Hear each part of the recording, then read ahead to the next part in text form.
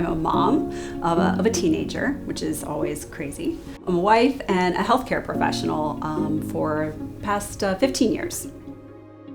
So I've been a patient and had issues with my health most of my life. I ended up with pneumonia in my early 20s, and it wasn't though until I was in my 30s and I was diagnosed with that fungal sinusitis that required surgery that they started to suspect I had an immunodeficiency. But even then, it took another about 10 years before I was officially diagnosed with common variable immunodeficiency, or CVID. So I spent another few years on antibiotics. And it wasn't until I had a multi-drug resistant lung infection that they finally got my payer to approve the subcutaneous IgG.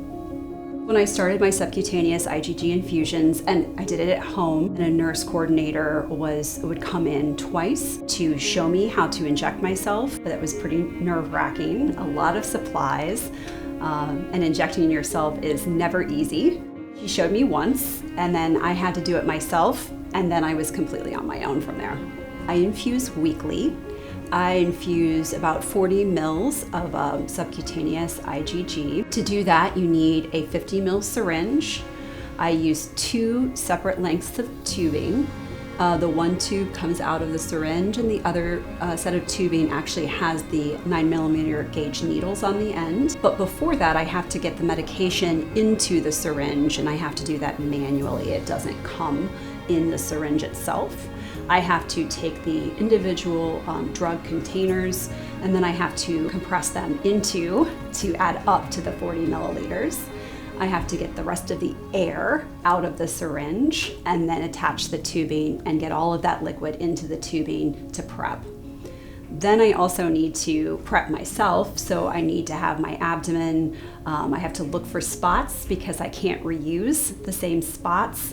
Oftentimes there's bruising or hardened tissue from previous injections, and so I have to avoid those areas. And then I need to find that place and use the alcohol swab, and then I have to just pinch an inch, put the needle in, and then I have to tape the needles to myself, and that's super important because those needles can't move.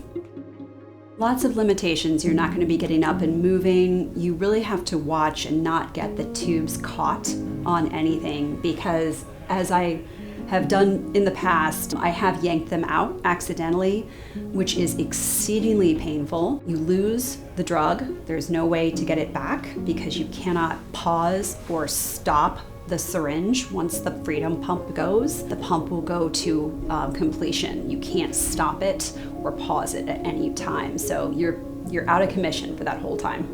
But this is a spring-loaded pump, and you have to be very careful with the pump. Cannot drop it because you are responsible for it. It is a piece of equipment that you essentially rent.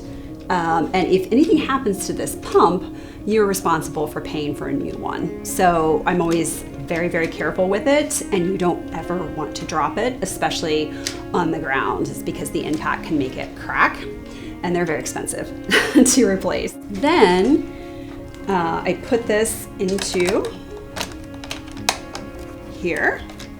You're going to push it back all the way. It's, again, just a spring-loaded pump. It's really not very sophisticated. And then I turn it on, and the spring will come in. Now this is full, it will go out to here.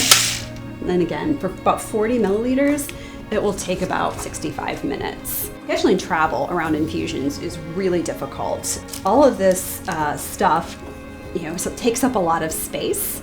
And like I said, this adds some extra weight. And so for holidays and travel, I will actually extend the time, or less times, reduce the time between my infusions so that I can always infuse at home. This is far too much stuff to take around. You don't want anybody taking it out, handling it. If they drop it on the ground, you still have to replace it yourself. So there is a large mental burden to immunodeficiencies and CVID in general, specifically since the last COVID pandemic. Obviously, I was very worried and concerned. I didn't want to be around people. My daughter still went to and from school. That was nerve-wracking to me. She did bring home COVID and we did get it. And then my treatment options were limited, and I had to go get the monoclonal antibody IV in the hospital because I didn't get better. I was sick for weeks with COVID, and it was nerve-wracking because if I couldn't have gotten the monoclonal antibody, they weren't sure what my next steps were. And then also you do worry about how much you're going to have to pay out of pocket to stay on these medications. And that's something that you're constantly thinking about, constantly worrying about, wondering, is my copay program going to run out? When am I going to be responsible? And how do you budget for something that you don't know when it's going to hit, but it is going to be sizable? And that's just a lot of stress that you kind of just have to work through.